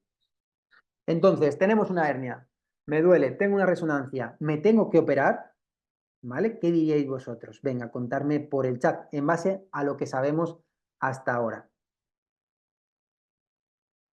Venga, sí sé que estáis atentos al otro lado de la pantalla. Bien, Lorena no quiere operarse, no nos tenemos que operar. Venga, ¿el resto qué pensáis? ¿Me tengo que operar? Yo os aviso, la respuesta, o la mejor respuesta siempre es depende. Pero tenemos que conocer todos los factores que vamos a ver a continuación. Bien, entonces fijaros, entre un 60 y 90%, en este caso de las hernias, se resuelven de forma espontánea. Fijaros, el abultamiento, la probabilidad de reabsorción es de un 13%. La probabilidad de reabsorción, en este caso, de una protusión es de un 41%. La probabilidad de reabsorción de, en este caso, una extrusión es del 70% y la probabilidad de reabsorción de un secuestro es del 96%. Es decir, cuanto más grave sea la hernia, más probabilidad de reabsorción existe. Entonces, un factor para que la primera línea de intervención en una hernia discal no sea la cirugía, el tratamiento invasivo. Bien, entonces tenemos que saber que las hernias se resuelven de forma espontánea en la mayoría de los casos. Pero ojo, hay un porcentaje, en este caso, que van a tener, acordaros al principio, hernias sintomáticas el resto de su vida. ¿Por qué? Porque no están haciendo lo adecuado para que se resuelva esa lesión, se resuelva, en este caso, esa hernia discal. Entonces, yo quiero que vosotros estéis en el porcentaje de éxito y que sepáis qué es lo que tenéis que hacer para resolver las hernias o para, en este caso, tratar la raíz del problema. Que ya sabemos que, uno, por un lado, es el contexto inflamatorio y por otro lado, si tenemos síntomas, es trabajar la sensibilización central. Bien, el segundo motivo para no utilizar o no recurrir a la cirugía como primera línea de intervención es lo que hemos visto anteriormente. El dolor no es igual que el daño en los tejidos. Es decir, yo puedo tener dolor y en este caso no tener lesión o tener una lesión y ser asintomático, como sucede en este estudio que hemos visto anteriormente. Entonces, lo que yo tengo que saber es si el dolor realmente es por mi hernia discal o la hernia discal es el factor más contribuyente, pues en este caso, de mi dolor. ¿Vale? Entonces ya sabemos que el dolor depende de cientos de factores, ¿vale? Y que puede ser que el factor más contribuyente de mi dolor sea porque estoy muy estresado en el trabajo, o porque no estoy durmiendo bien, o porque me estoy divorciando, o porque hace 4 días perdí un ser querido y por eso tengo más niveles de dolor. Además, en este caso, seguro que muchos de vosotros que tenéis hernias, de hecho yo sé de gente de aquí que tiene hernias y me han dicho, pues no me da mucha guerra, pero tengo ahí una hernia discal. En ocasiones me da más guerra y en ocasiones me da menos guerra. ¿Por qué? Porque ya sabemos que el dolor es una respuesta de nuestro sistema nervioso central en base a un análisis que hace de toda la información que le llega de nuestro cuerpo. Y no solo de la información que le llega de nuestro cuerpo, sino de las experiencias, pensamientos, creencias, emociones, sentimientos, todo eso afecta a la producción de dolor. Además, fijaros en este estudio, ¿vale? El tratamiento quirúrgico no fue superior al que el tratamiento conservador después de 1 y de 2 años, ¿vale? Entonces estamos viendo que, fijaros en las gráficas de la derecha, cómo evoluciona el dolor de pierna, el dolor de espalda, pues con el paso de las semanas, al año, a las 52 semanas y a los 2 años, ¿vale? A las 104 semanas. Cómo los resultados son similares, ¿vale? En el dolor y en la discapacidad de estos sujetos. Cómo hay, en este caso, pues una mejora pues en las primeras 26 semanas, que en este caso es lo que nos puede aportar la cirugía, que es más rápida en mejorar los síntomas, la cirugía, ¿vale? Pero que a largo plazo va a tener el mismo efecto sobre, en este caso, sobre los síntomas y los niveles de discapacidad al año y a los 2 años, ¿vale? Entonces tenemos que saber que la cirugía, pues no es superior que el tratamiento conservador basado en fisioterapia y en un trabajo activo, que es lo que veremos después. Bien, entonces ya sabemos que el dolor depende de factores biológicos, psicológicos y sociales. Es decir, puede ser, como os he mencionado antes, que yo tenga dolor porque me hacen bullying en el trabajo, porque en este caso mis amigos me están dejando de lado, porque eso todo provoca un estrés que provoca una activación inmunitaria y una activación inmunitaria mantenida en el tiempo favorece la mala resolución de las lesiones o la mala resolución de procesos víricos o infecciosos, personas que tienen pues virus recurrente, que cada 2 por 3 se ponen malos, son síntomas de que nuestro sistema inmune no está trabajando correctamente, en este caso para resolver virus o bacterias, pero lo mismo pasa en el disco intervertebral. Si no hay una adecuada resolución del proceso inflamatorio cuando hay un daño del disco intervertebral, que va a suceder con el paso del tiempo porque es algo natural, lo que va a suceder es que esa propia inflamación mantenida en el tiempo va a favorecer el aumento de la degeneración acelerada, es decir, protrusión, secuestro y extrusión, en este caso, o extrusión, perdón, y secuestro de la hernia, que vaya evolucionando. Bien, pero realmente, si nosotros somos personas sanas y controlamos los factores biológicos, psicológicos y sociales, yo puedo tener una hernia y convivir con mi hernia toda mi vida y no tener sintomatología, o favorecer esa reabsorción de esa hernia discal que va a suceder pues, en un alto porcentaje de los sujetos que va a depender de los factores que vamos a ver a continuación. ¿Cómo se resuelven las hernias, en este caso discales? Bien, entonces se ha visto 3 mecanismos que favorecen o que provocan la reabsorción de la hernia discal. El primero es una retracción de la protuberancia, es decir, de la parte que sale en este caso, de los límites del cuerpo vertebral, ¿vale? Que lo que ocurre sin que se separe, en este caso, la parte herniada, sin que haya, en este caso, secuestro, ¿vale? Una retracción donde vuelve. El segundo mecanismo es una deshidratación gradual de la parte que ha salido fuera. Esa parte se deshidrata porque, evidentemente, pues no le llegan los nutrientes necesarios y provoca una contracción del núcleo pulposo que hace que regrese, se retraiga y se reabsorba esa hernia, ¿vale? Pero estos dos mecanismos no están claramente, pues, evidenciados, no están muy claros, es decir, no se sabe si realmente las hernias se reabsorben por estos dos motivos. El motivo que más evidencia, o en este caso, digamos, uno de los mecanismos que más respaldo científico tiene detrás, es el siguiente, y es una reacción de nuestro sistema inmune, una reacción inflamatoria potente que elimina la parte del disco que está fuera del cuerpo vertebral. Es decir, esa parte que ha salido hacia afuera, nuestro sistema inmune la detecta como un agente extraño y lo que hace es atacarla para eliminarla. Bien, entonces aquí se producen unos procesos, en este caso inmunitarios, inflamatorios, que favorecen la destrucción y la eliminación de ese tejido dañado, ¿vale? Y este es el componente o el mecanismo más evidenciado y que parece que la evidencia tiene más clara sobre las causas de reabsorción de la hernia discal, ¿vale? Entonces tenemos que entender qué es lo que favorece que la hernia discal se reabsorba, ¿vale? Lo primero es el tamaño. Cuanto más tamaño, pues es un factor. Si a mí me detectan una hernia muy voluminosa, como muchos de los que estáis aquí, que me habéis contado anteriormente, tenemos mayor tasa de reabsorción, hasta en un 96%. O sea que buenas noticias. ¿Bien?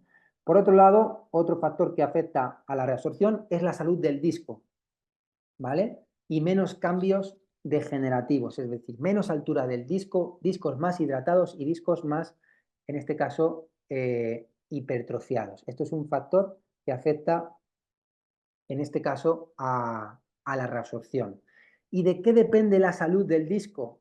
Los avances degenerativos del disco intervertebral. Como hemos visto al principio, de nuestros hábitos de vida, de nuestro estilo de vida y del ejercicio. ¿Vale? Hemos visto esos factores, como pueden ser la obesidad, el sedentarismo, el síndrome metabólico, el tabaquismo, el consumo de alcohol, nuestros hábitos de vida están directamente relacionados con la salud del disco, con la falta de llegada de nutrientes a nuestro disco intervertebral, con la pérdida de hidratación o con la pérdida de agua de nuestro núcleo pulposo, que hace que nuestro disco intervertebral sea un tejido mucho más fibroso, más rígido y que tolere peor la carga compresiva, y esto haga que empiece a degenerarse. ¿Vale? Entonces, nuestros hábitos de vida, nuevamente estamos viendo que son claves para que la hernia se reabsorba. Si yo fumo, bebo alcohol, como fatal, duermo mal, tenemos todas las papeletas para entrar en ese pequeño porcentaje de la población donde las hernias no se reabsorben y que además son sintomáticas. Entonces ya estamos apuntando todos los factores que ayudan a la resolución o a la buena reabsorción de esa hernia. Bien, y algo que tenemos que evitar en este caso es la respuesta de nuestro sistema inmune. Hemos visto que en este caso la respuesta del sistema inmune es fundamental para que se pueda resolver el daño y esa lesión, tanto en la fase degenerativa, ¿vale? Si nuestro sistema inmune actúa correctamente, vamos a tener una degeneración, digamos, menos acelerada con el paso de los años, porque el sistema inmune también va envejeciendo, entonces cada vez actúa peor. Y hemos visto que la inflamación es fundamental para que se produzca la reabsorción, para que nuestro sistema inmune inflame de una forma potente y pueda destruir a ese tejido que se encuentra pues, en el espacio epidural, donde está la médula espinal. Por eso el consumo de antiinflamatorios lo que hace es bloquear este proceso inmunitario. Y el proceso inmunitario de inflamación es la primera fase de la curación de un tejido. Entonces, si nosotros bloqueamos la inflamación, estamos dificultando a nuestro sistema inmunitario para que repare el tejido y que, en este caso, se den las fases siguientes de curación. Por eso es muy importante preservar la inflamación, ¿vale? Para que se pueda dar una reabsorción adecuada. Si yo me tomo un ibuprofeno cada vez que tengo dolor, pues estamos alterando ese proceso natural de curación. Fijaros en este estudio, ¿vale? Cómo el 100% de los sujetos tuvo una reabsorción de la hernia discal completa, ¿vale? Y la premisa en este estudio fue no usar antiinflamatorios ni glucocorticoides, es decir, corticoides, ¿vale? Infiltraciones para preservar ese mecanismo natural de curación inicial que es el proceso inflamatorio. Bien, entonces los AINES, es decir, los antiinflamatorios, bloquean el proceso inmunitario inicial, es decir, la inflamación. Y los glucocorticoides, las infiltraciones, lo que hacen es inhibir al sistema inmune. Esto es lo que toman las personas que tienen enfermedades autoinmunes para, en este caso, disminuir su sintomatología. Porque realmente una enfermedad autoinmune es que nuestro propio sistema inmunitario ataca a los tejidos de nuestro cuerpo.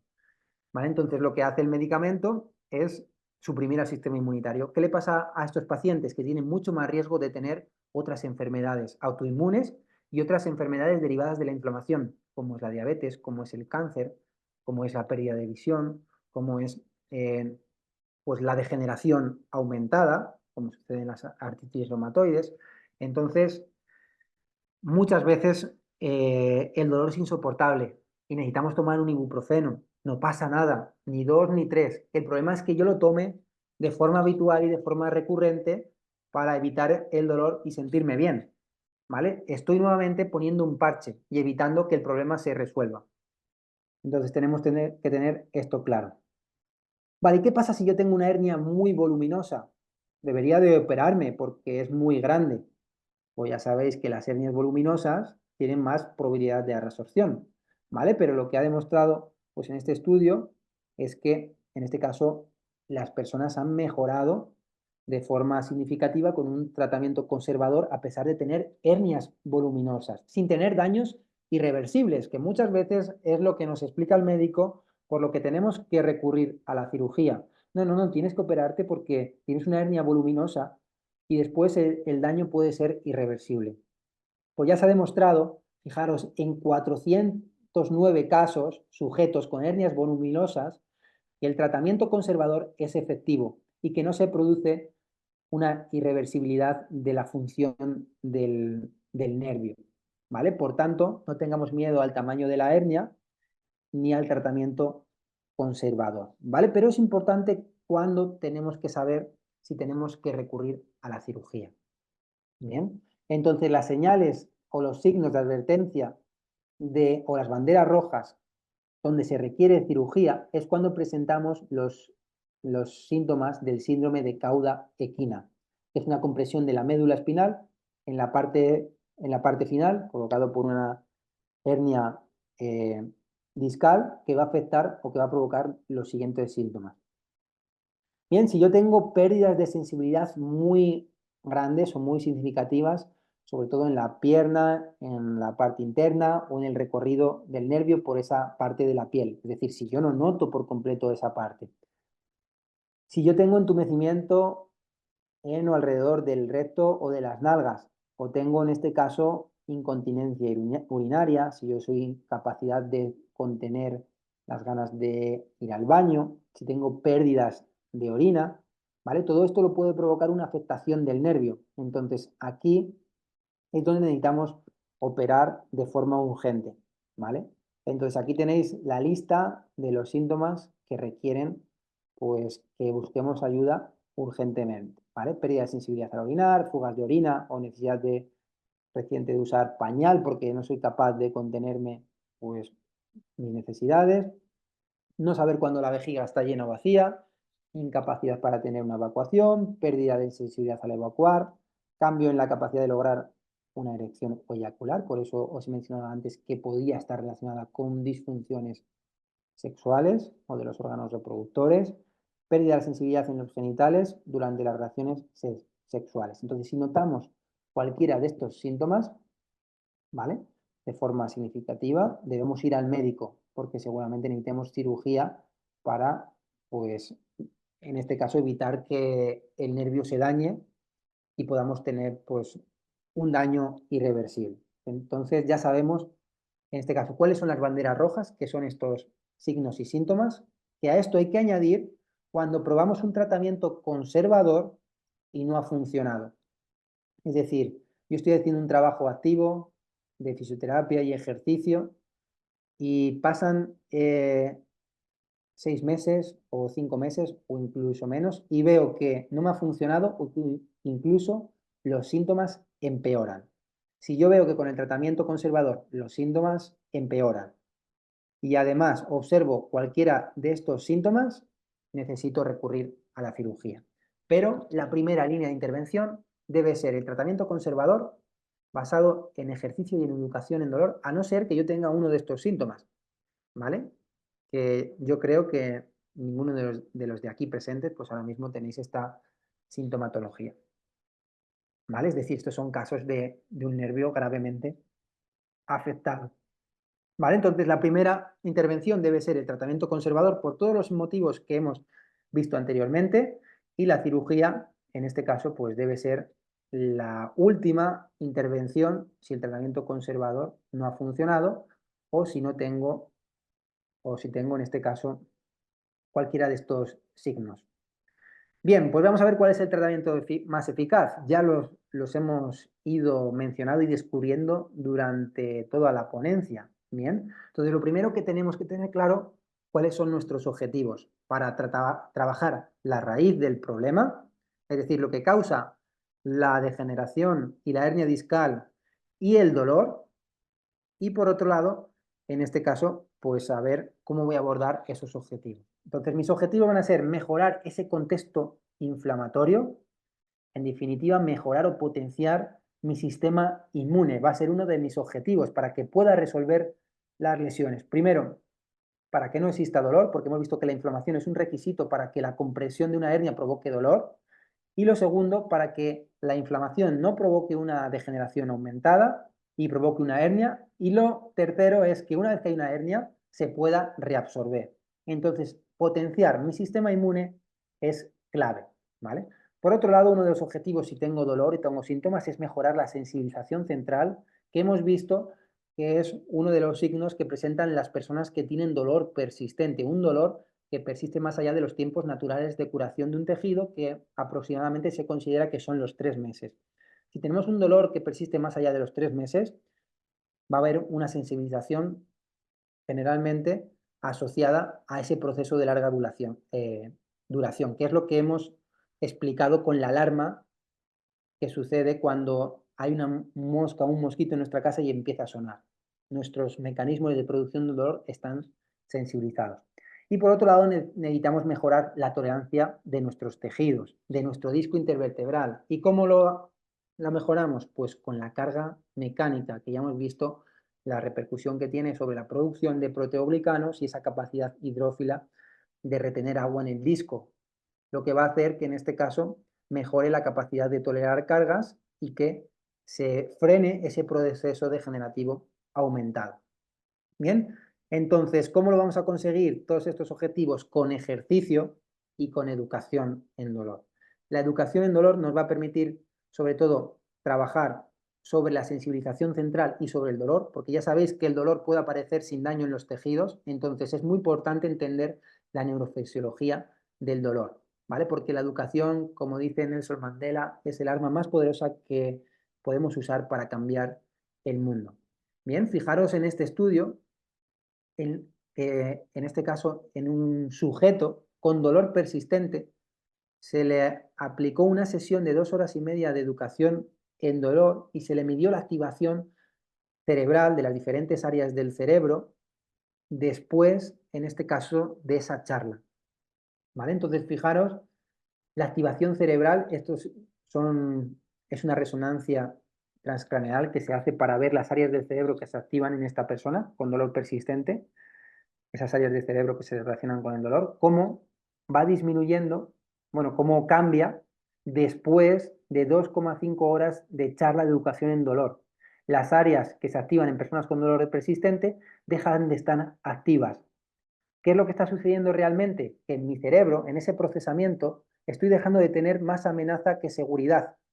Bien, entonces estoy dejando de producir dolor para proteger a mi organismo. Y esto simplemente se ha visto que se produce con educación en neurofisiología del dolor. en que las personas entiendan cómo se produce el dolor y qué factores aumentan o disminuyen los niveles de dolor. Esos factores que hemos hablado anteriormente que hacen que nuestro cerebro detecte más amenaza que seguridad.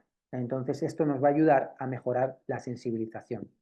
¿Y cuál es el tratamiento más efectivo para el dolor? Pues fijaros, el ejercicio es en este caso el tratamiento con mayores niveles de evidencia, ¿vale? Con mayor respaldo científico para los principales dolores musculoesqueléticos, entre ellos en primera posición la espalda, con el apoyo de 4 guías clínicas, 3 consensos, 32 revisiones y un estudio randomizado controlado, ¿vale? Por delante del tratamiento farmacológico, de la terapia manual o de cualquier otro tratamiento. Entonces ya sabemos que el dolor es diferente a la lesión y que el ejercicio y la educación van a ser claves para, en este caso, trabajar sobre el dolor. Además, fijaros que el ejercicio también reduce los niveles de citoquinas proinflamatorias. Las citoquinas son mensajeros que favorecen la inflamación y además aumentan las citoquinas antiinflamatorias, los mensajeros que favorecen la resolución de la inflamación.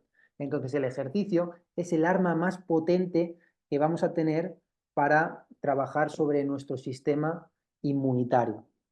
Bien, además, lo que sí que se ha visto es que el sedentarismo y la inactividad física aumenta el riesgo de hernia discal, porque además, en este caso sabemos que la carga mecánica es clave para la salud del disco, además de la salud metabólica, que es un factor de riesgo de hernia discal, como hemos visto, el síndrome metabólico y, en este caso, la obesidad. Entonces, si yo no me muevo, si soy sedentario, voy a aumentar el riesgo o voy a tener más papeletas de que tenga una hernia discal y que además sea sintomática. Además, fijaros que los deportistas, concretamente futbolistas y jugadores de baloncesto, se ha visto que tienen discos intervertebrales con más altura. ¿Qué quiere decir esto? Que tienen discos más hidratados, discos más altos, más hipertrofiados y por tanto más sanos.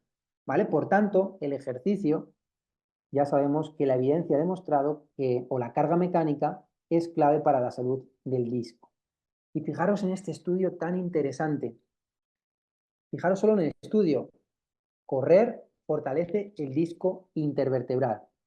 Lo que se ha comparado en este estudio es la altura y la hipertrofia del disco, es decir, el tamaño y la altura del disco intervertebral, comparando a sujetos que no hacen deporte, sujetos que corren entre 20 y 40 kilómetros a la semana y sujetos que corren más de 50 kilómetros a la semana.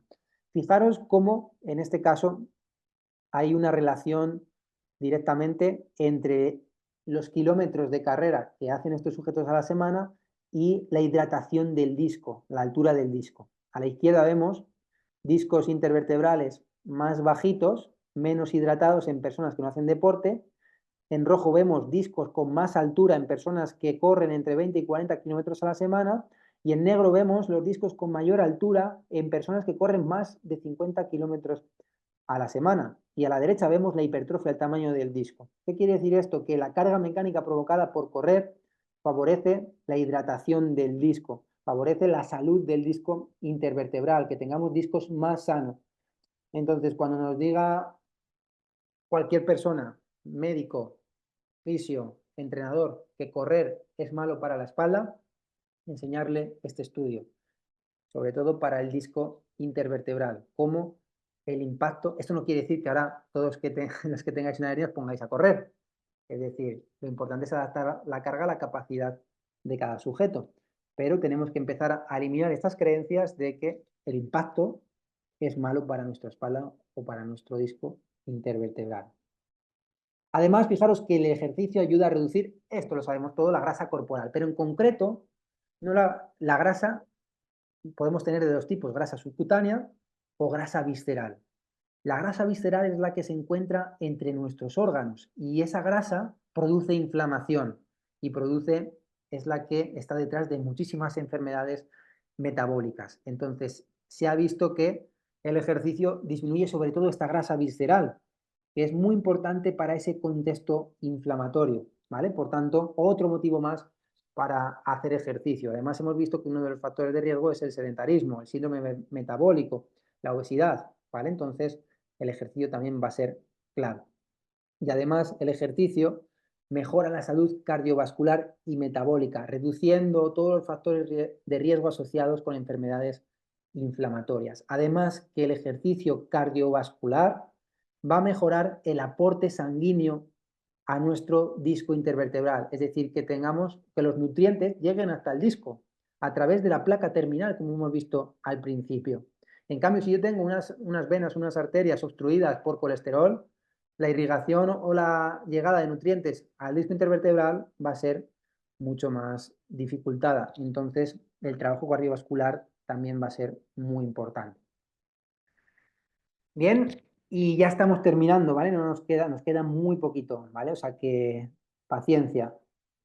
Fijaros en este estudio, en personas con hernia, aquí tenéis los ejercicios que utilizaron en este protocolo en 4 semanas, ¿vale? Ejercicios que se denominan de estabilización lumbar, ejercicios específicos para la zona lumbar en personas con hernias, donde se vio que a las 4 semanas redujeron y eliminaron la percepción, en este caso de dolor por hernia discal. Además, mejoraron el rendimiento en las actividades de su día a día porque mejoraron su movilidad, disminuyeron su rigidez y además tenían más seguridad en su columna gracias a fortalecerla. Se encontraban más fuertes, más móviles y como consecuencia de esto disminuyó el dolor y mejoró, en este caso, digamos, su dolor por hernia discal. Por tanto, ya sabemos que el ejercicio es clave. Por un lado, ejercicio de fuerza, donde estimulemos a nuestra musculatura, que va a favorecer un contexto antiinflamatorio. El ejercicio cardiovascular, que va a mejorar también ese aporte sanguíneo y esa circulación para que le lleguen nutrientes a nuestro disco intervertebral, con todos los factores, digamos, metabólicos asociados, como pérdida de grasa visceral. En definitiva, mejorar la condición física. Entonces, trabajo cardiovascular, trabajo de fuerza y trabajo específico de estabilización lumbar, como vemos aquí, ¿vale? Porque este tipo de trabajo específico lo que va a hacer es también trabajar sobre la sensibilización central. Un trabajo gradual, progresivo sobre los músculos de nuestra espalda va a hacer que la sensibilización central también vaya disminuyendo. Y el ejercicio más global que mejoren, digamos, la acción de nuestro sistema inmunitario. Bien, entonces, llegados a este punto, sabemos las claves para que el dolor disminuya o se elimine, sabemos las claves para resolver una hernia. Ahora mismo, pues tenemos dos opciones. O que todo esto lo apliquéis por vuestra cuenta, es decir, empecéis a hacer ejercicio, empecéis a moveros más, empecéis a comer mejor, a cuidar vuestros hábitos, o que todo esto lo realicéis de mi mano, ¿vale? De mi mano en un programa exclusivo de 12 semanas para eliminar, en este caso, el dolor por hernia discal, ¿vale? ¿A quién va dirigido este programa? Pues a todas aquellas personas pues, que tienen protusiones o hernias discales o que tienen dolor y que además tienen protusiones hernias discales, que han probado todo tipo de terapias, como puede ser el masaje, han probado infiltraciones, han probado toda la terapia instrumental, los fármacos y nada les ha funcionado. Personas que están esperando la cirugía y que quieren evitar esa cirugía. Bien, entonces fijaros, aquí simplemente os voy a mostrar, vamos a ver un vídeo de dos testimonios de este programa, ¿vale? Tres hernias discales y una estenosis canal con bastantes limitaciones físicas, con mucho dolor y además muy desmotivada y muy desanimada. Básicamente el dolor que tenía no me permitía hacer mi vida diaria, no podía salir a caminar o sacar un lavavajillas, dormía fatal. Bueno, pues un conjunto de síntomas que sobre todo me irradiaban hacia mi pierna izquierda y bueno, no me permitían ni tan siquiera hacer pilates, que es lo que vengo practicando yo desde hace muchos años. Pues yo hace un tiempo me detectaron una hernia de disco que me estaba fastidiando en el día a día cuando pasaba mucho tiempo en una misma posición, sobre todo a la hora de dormir, que es donde más tiempo pasas tumbado. al levantarme era terrible. Me costaba muchísimo, muy despacito, poquito a poco, para poder empezar el día y arrancar. Y aún así el día entero con el dolor ahí eh, notándose, no se me pasaba. A día de hoy tengo muy controlado el dolor, tengo un hábito de ejercicio que para mí es fundamental en mi vida actual y por supuesto el dolor se ha reducido y puedo dormir. Me noto menos inflamada y además el dolor ha ido desapareciendo, pero me levanto muy bien por la mañana, no tengo que ir tan despacito para poder empezar el día. Durante el día estoy trabajando o estoy con la niña o lo que sea y se me olvida que tengo la hernia. Hay momentos del día que ni me acuerdo.